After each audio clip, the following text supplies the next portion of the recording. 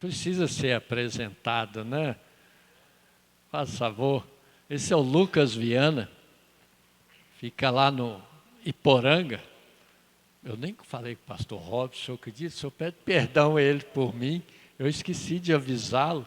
A primeira pessoa que eu falo é o pastor, e o senhor eu esqueci, mas peça perdão a ele. E olha que eu tive com ele 2 vezes.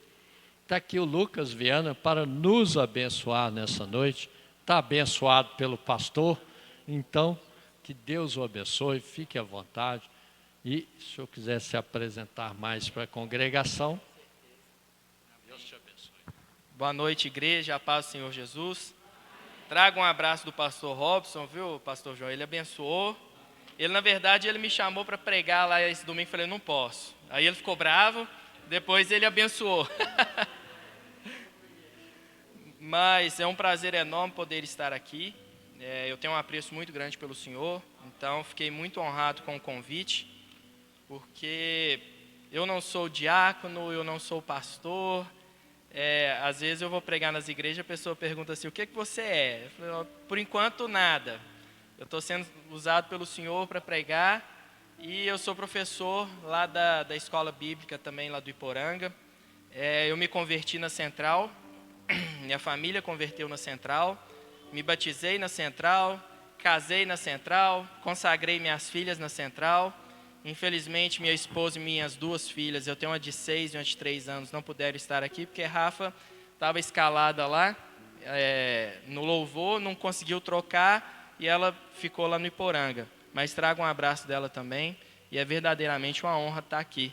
Mas, pastor, eu queria te confessar que eu estou um pouco constrangido aqui, porque eu vim de esporte fino, sentei no meio desses homens bonitos aqui, de terno, gravata.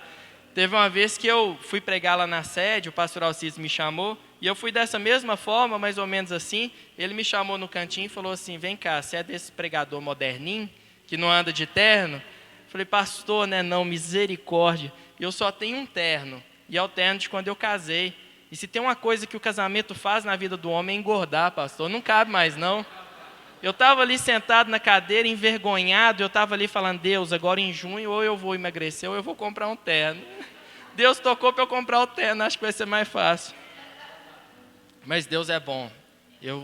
Na hora que o pastor me chamou para vir falar sobre família, eu fiquei muito feliz, porque louvado seja Deus, eu tenho uma família que eu agradeço a Deus todos os dias por Ele ter me colocado nela.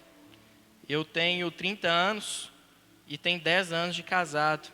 E o que um menino de 10 anos de casado pode falar para vocês de vida, de experiência? Eu tenho muito referência dos meus pais.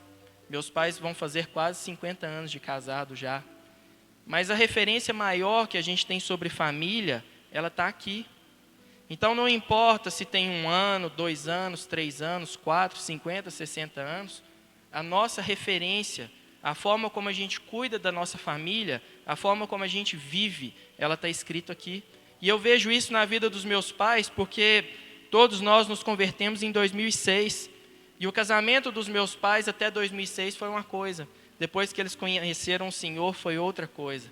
Eu vejo que hoje os meus pais vivem a verdadeira lua de mel, porque é um casamento diante do Senhor. E antes disso, eles passavam todas as dificuldades e todas as mazelas que um casal tinha, um casal do mundo. E hoje eu posso ver como o Senhor faz a diferença na vida deles, e é o desejo que Deus faça na minha também e na vida de cada um de vocês.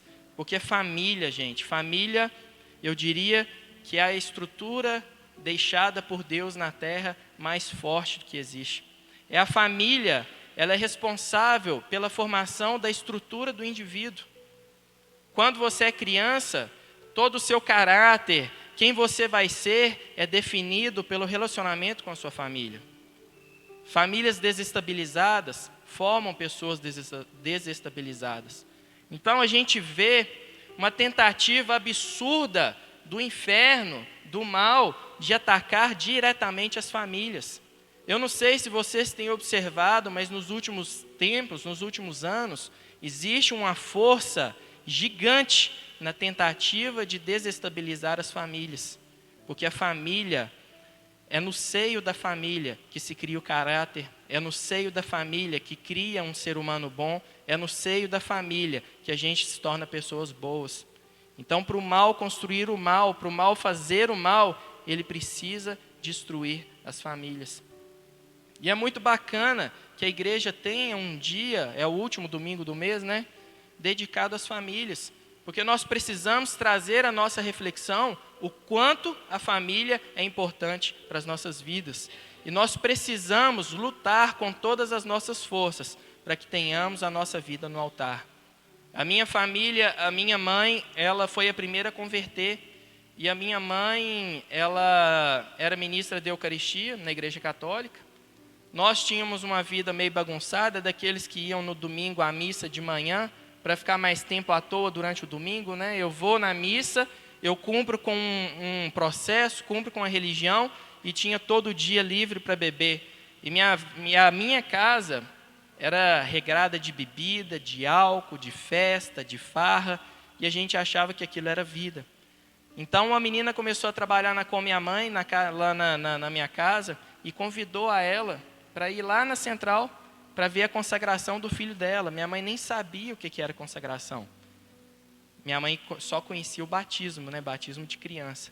E naquela noite, quando o pastor Alcides pegou o bebezinho da menina que trabalhava com minha mãe, levantou ele e consagrou, minha mãe foi tocada tão profundamente que ela entendeu que a vida inteira dela ela estava errada e que aquele era o lugar certo para ela estar. E minha mãe converteu.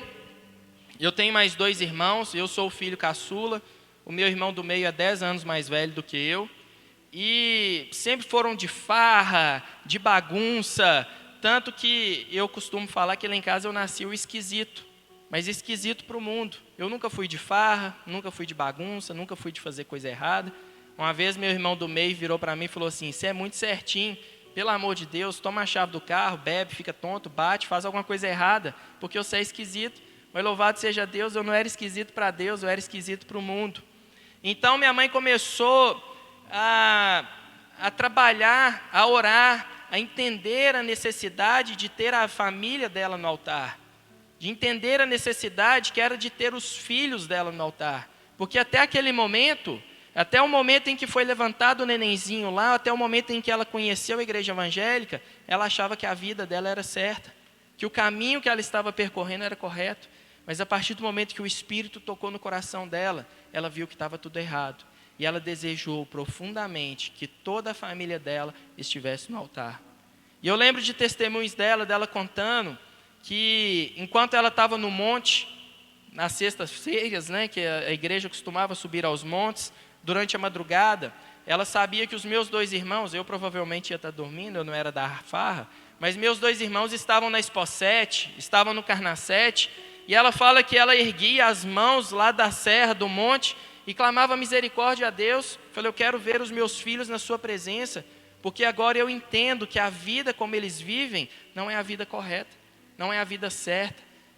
E minha mãe orou, e minha mãe teve muita sabedoria, e para a honra e glória do Senhor, a minha família hoje é toda convertida.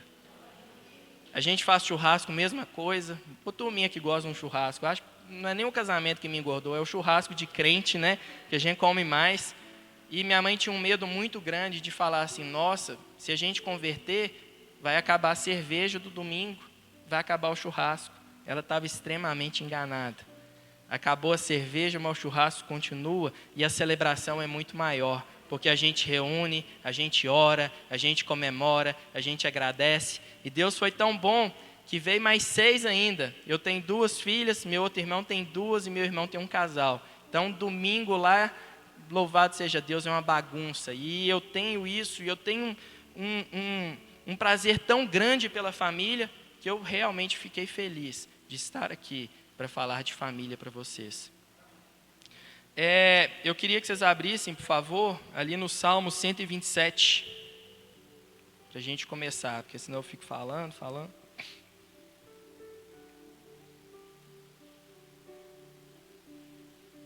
Salmo 127, vamos ler ele todo, é curtinho.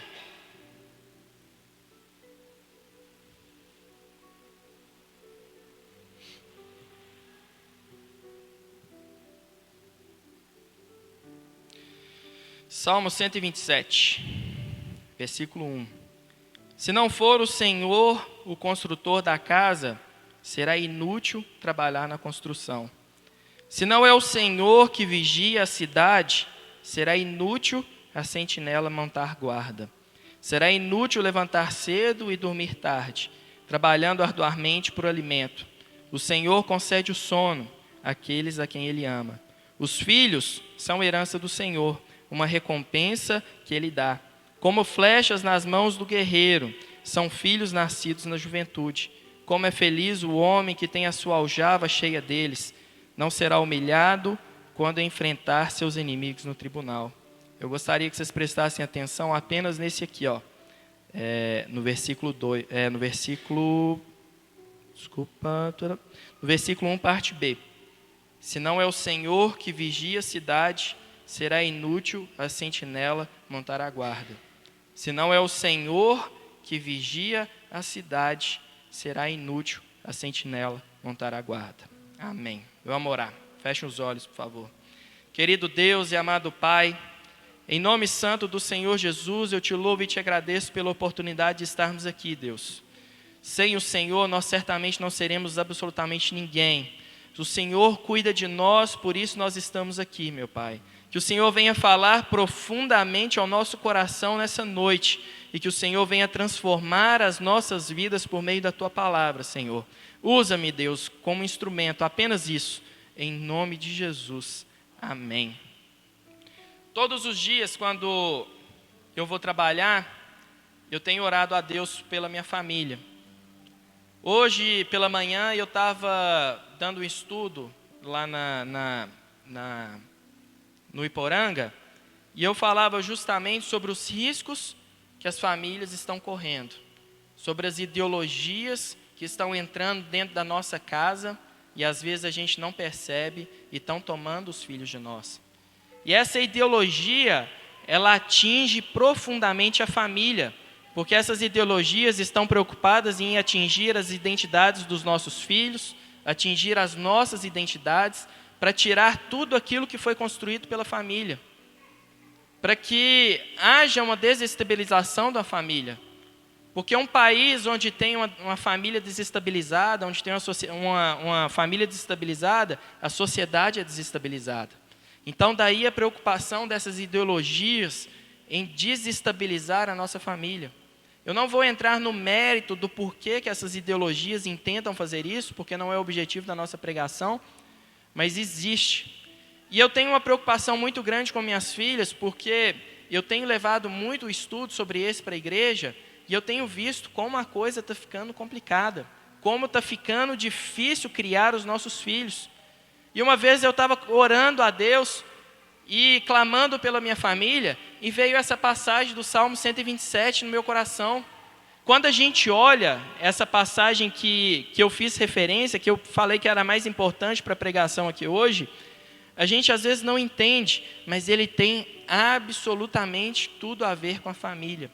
E quando eu oro pela minha família, eu falo: Deus, na sua palavra, o Senhor fala que se a sentinela se o Senhor não guardar a cidade, em vão vigia a sentinela.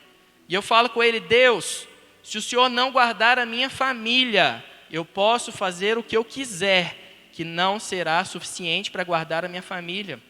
Porque nós estamos lutando contra uma maldade, nós estamos lutando contra uma ideologia perigosa, com a ideologia destruidora.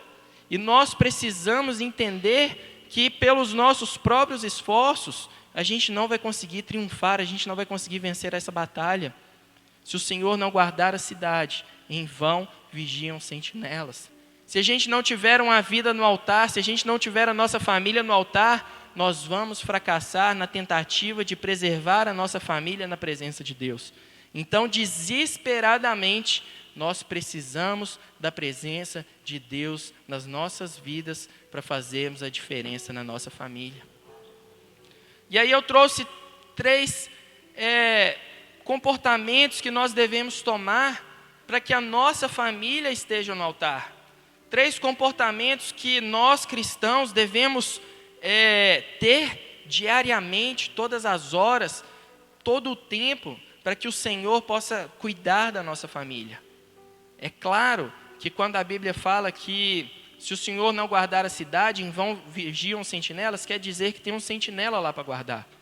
O sentinela somos nós. Nós estamos guardando a nossa cidade. A cidade é a nossa família. Mas se o Senhor não cuidar, em vão será todo o nosso esforço de cuidar da nossa família. A palavra está falando isso com a gente. E a primeira coisa que a gente precisa para ter uma família no altar, para ter a nossa família diante do Senhor, é exatamente ter uma vida no altar. Se eu quero que a minha família esteja na presença do Senhor, se eu quero que a minha família esteja no altar do Senhor, eu preciso estar no altar do Senhor. Não é fingir ser crente, é ser crente de verdade, é fazer a diferença. Nós, seres humanos, temos muito mais a capacidade de convencer as pessoas pelos nossos atos do que porque nós falamos, do que nós ensinamos. As pessoas tendem a aprender muito mais com o nosso testemunho do que com o que nós falamos. Então não adianta você chegar na sua casa e querer pregar a palavra para o seu filho, pregar a palavra para o seu marido, pregar a palavra para o seu irmão, se a sua vida não mostrar aquilo que você faz. Você não vai ter uma família no altar se você não estiver no altar do Senhor. Para você convencer as pessoas, você não tem que parecer crente, você tem que ser crente de verdade. E eu via o apelo da minha mãe ali, quando minha mãe se converteu, e ela pregava para a gente, e era chato, apesar de eu ser um cara esquisito que não gostava das coisas do mundo, eu achava chato demais. Minha mãe chegava do monte sexta à noite, de madrugada, eu estava dormindo, ela ia lá na minha cama orar por mim, e ela punha uma mão fria na minha testa. Um dia eu falei com ela: mãe, esquenta essa mão antes de você pôr na minha testa, que coisa chata. E ela ia orar por mim, pastor. E eu vejo que ela orava, e ela lia a Bíblia, mas o que me tocou profundamente era ver a transformação da minha mãe. Minha mãe era uma pessoa extremamente estressada, minha mãe era uma pessoa triste, minha mãe era uma pessoa difícil, e eu vi uma mulher sendo transformada todos os dias.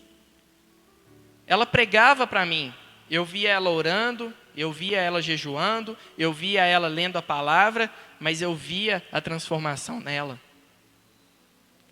Às vezes, eu não estou falando que é o caso de ninguém aqui, tá, igreja? Eu não estou revelando nada não, misericórdia. Mas às vezes a pessoa vai na igreja, ora, lê a palavra, sai no fogo, chega em casa, já chega brigando com o marido, já chega brigando com o filho, já chega enchendo o saco de todo mundo, desculpa pela expressão, o que a Bíblia chama de mulher rixosa, né? Que fala que é como o vinagre no dente, o vinagre corrói o calcário, o vinagre corrói o dente. Eu acho que a mulher rixosa, quando o marido fica... Vou dar um... A mulher quer a conversão do marido, a mulher ora pelo marido, mas dentro de casa ela é um desastre. Mesma coisa o marido.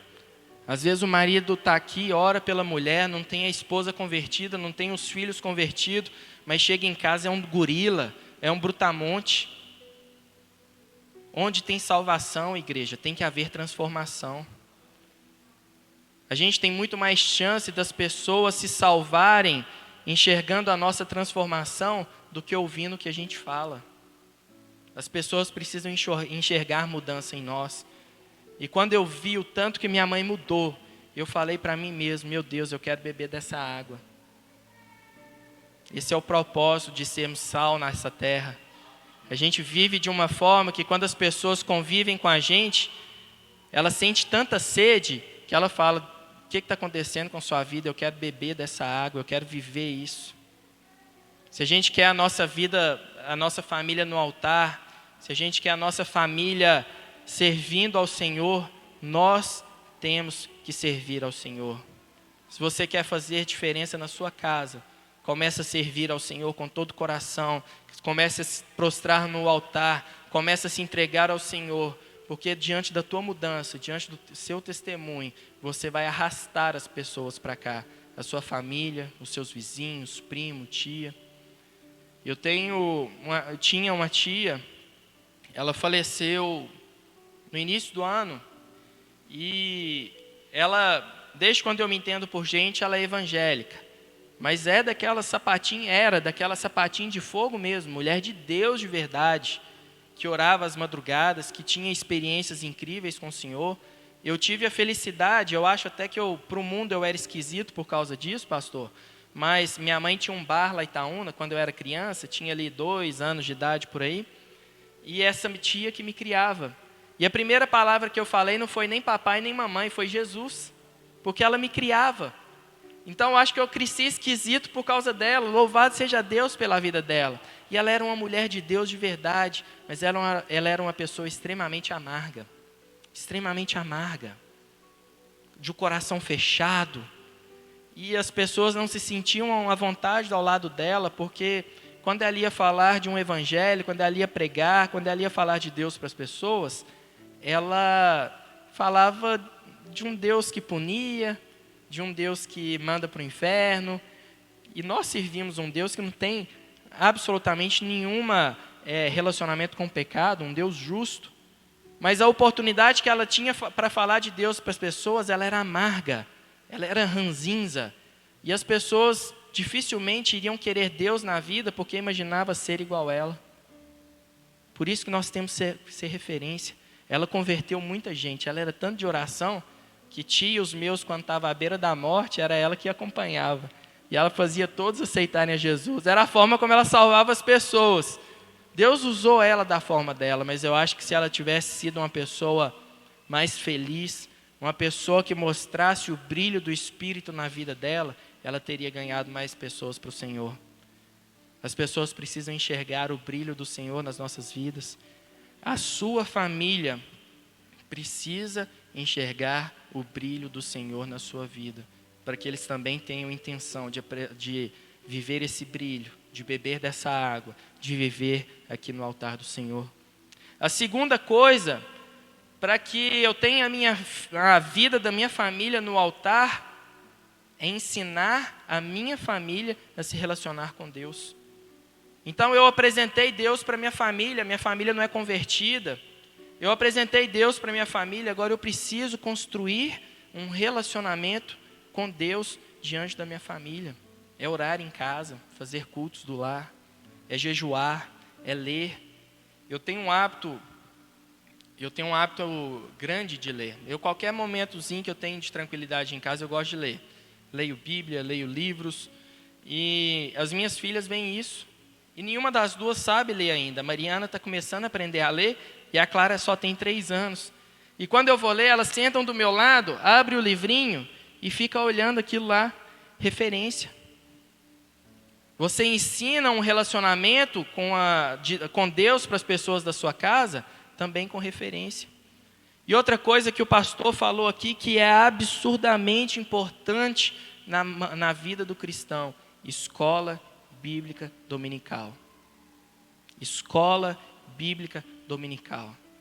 É de uma importância, igreja, que talvez nós vamos entender, ou talvez nós nunca vamos entender o impacto da escola bíblica na vida de uma criança, na vida de um jovem, na vida de um adulto, na vida de um idoso. Eu entendi a importância da escola bíblica, e eu não abro mão de levar as minhas filhas, e eu tenho um orgulho tremendo da Central por conta do compromisso que ela tem com a escola bíblica, que o que a gente vê no normal são as igrejas abandonando, né? Diminui o público. Eu tenho 16 anos de Central e nunca vi, exceto aos janeiros, né, que dá uma folguinha para o professor, a escola bíblica fechar por conta de público. Porque a igreja bate nessa tecla sobre a importância. E eu levo as minhas filhas da escola bíblica dominical, porque um dia minha esposa, eu vi um testemunho na vida da minha esposa. Eu casei com ela, ela ainda estudava em Diamantina, ela fazia faculdade federal em Diamantina. E eu confiava nela. É difícil, né? Você casar à distância. É difícil, mas tem dia que é fácil. Eu falo com ela, eu acho que a gente podia casar, tem dia que dá vontade de você ter distância, né? A gente acha que casamento é perfeito, mas eu falo que tem dia que eu dá vontade de jogar você da varanda do apartamento. Mas a gente casou à distância, ela ficou um tempo morando em Diamantina, e no dia da formatura dela, eu não sei se todos já tiveram a oportunidade de ver uma formatura, uma colação de grau de uma universidade, e na hora que o orador da turma começava a falar sobre cada nome que ele citava, ele falava uma característica daquela pessoa. Então ele começava, Amanda, nossa, a Amanda deu palhaçada demais, a Amanda ficava bêbada. Ah, fulano de tal, nossa, fulano, desde quando entrou na faculdade, nem na aula ele aparecia. Ah, ciclano era só da palhaçada, quem nunca viu ele vomitando depois das noitadas de festa? E eu confiava na minha esposa, mas foi chegando no R, foi me dando um aperto, foi me dando um desespero. Falei, meu Deus do céu, não é possível que essa menina vai me envergonhar na frente da minha família, que minha família estava toda lá, né? E foi chegando no R, eu fui falar, Deus, me honra aqui, porque senão a situação vai ficar feia para o meu lado. Quando chegou na vez dela, da Rafaele, o orador da turma falou assim, Rafaele, nunca ninguém da turma vai esquecer a forma como você adora o seu Deus. Eu arrepio. E aquilo para mim foi assim, tremendo, porque a Universidade Federal, ela é um ambiente onde tem tudo, menos Deus. Onde tudo importa, menos a presença de Deus. E a Rafa soube conviver com as pessoas e deixar muito claro o Deus que ela servia. E um dia eu cheguei para ela e falei assim, Rafa, como que isso foi possível? Como que você passou pela universidade e chegou até lá e acontecer isso? Ela falou assim, olha, das vezes que eu tive mais a minha fé abalada na faculdade, porque tinha professores que negavam realmente a existência de Deus, e ela era chata, ela levava a Bíblia para a sala de aula, louvado seja Deus pela vida dela, mas ela falou que quando a fé dela era contestada, ela lembrava da escola bíblica dominical. Os pais dela são separaram na igreja, e ela passou a morar com a mãe, mesmo a mãe não frequentando na igreja. Todo domingo de manhã, ela mandava ela para a escola bíblica dominical.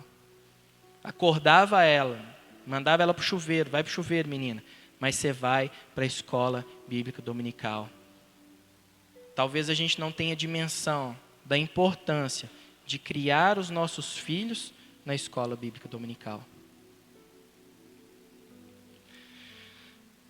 Ensinar, cuidar, ser referência, para que a gente tenha a nossa vida, a vida da nossa família no altar. A gente tem que fazer a diferença na vida da nossa família.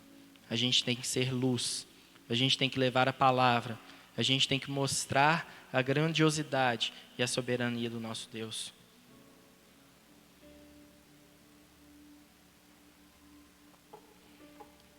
Então você participou ali da conversão da sua família, você conseguiu trazer a sua família para a presença do altar, você ensina a sua família conforme a palavra recomenda, a sua família, ela frequenta a escola bíblica, você tem sucesso na sua família, e aí? Qual que é o passo para ter a família no altar? Cuidar do que é seu. Cuidar do que é seu. Vigilância extrema. Principalmente dos pais com filhos adolescentes, filhos jovens. Vigilância. E eu falo que Deus é tão bom que eu tive uma felicidade tão grande dele ter colocado essa palavra no meu coração, que eu venho orando a respeito da minha família, porque ela tem a ver com sentinela, tem a ver com guarda. Pelo contexto histórico, para que vocês entendam, as cidades do tempo antigo, elas ficavam dentro das muralhas. E sobre as muralhas ficavam os sentinelas.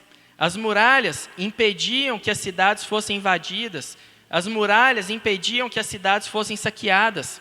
As muralhas atrasavam o exército inimigo de atingir a cidade.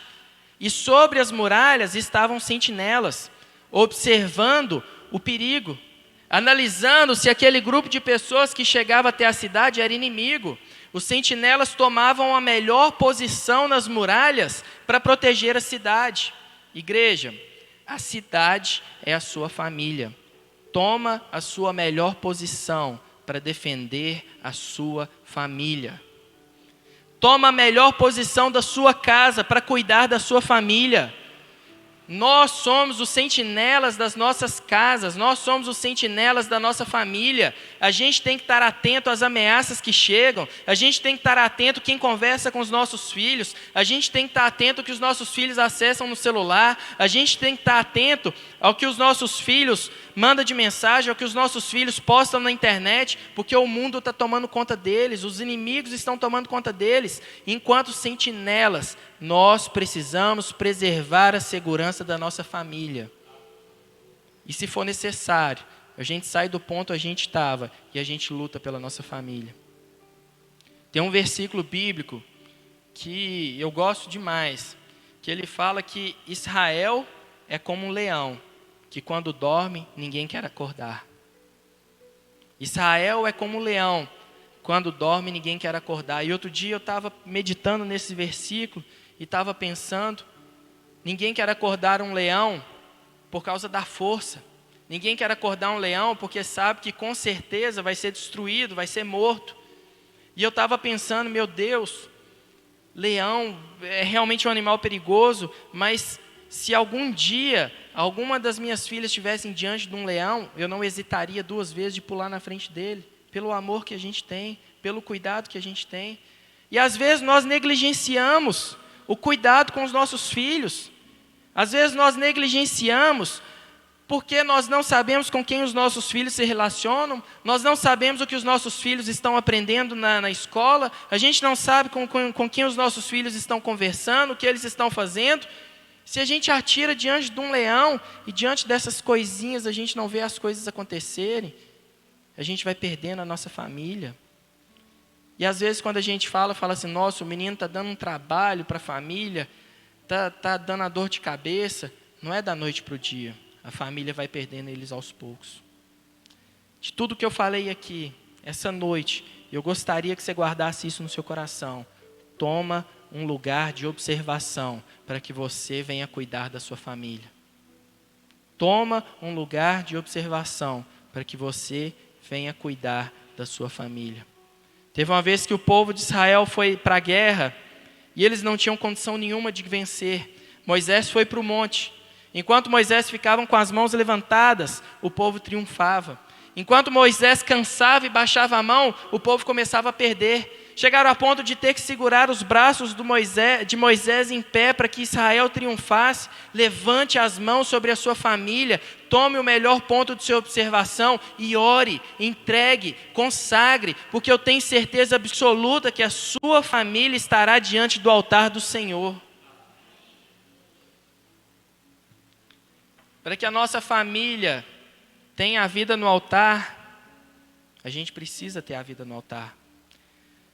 Para que a nossa família tenha a vida no altar, a gente precisa ter um relacionamento de família com Deus.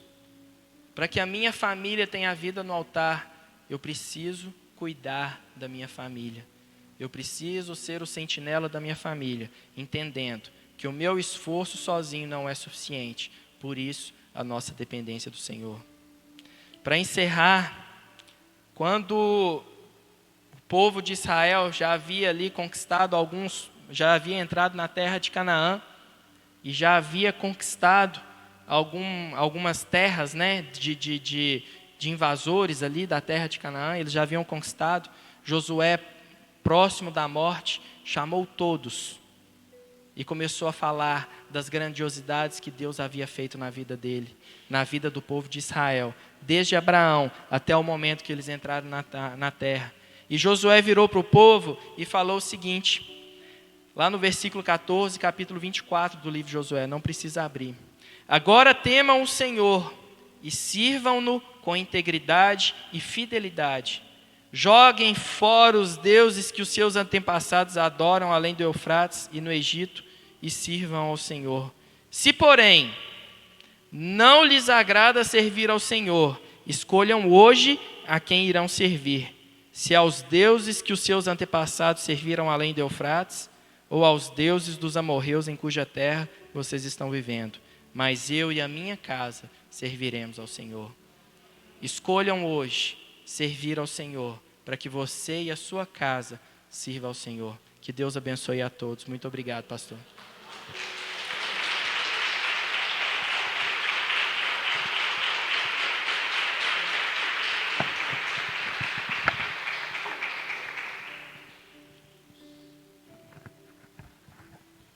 Glória a Deus, amém, irmãos? Louvado e glorificado seja Deus.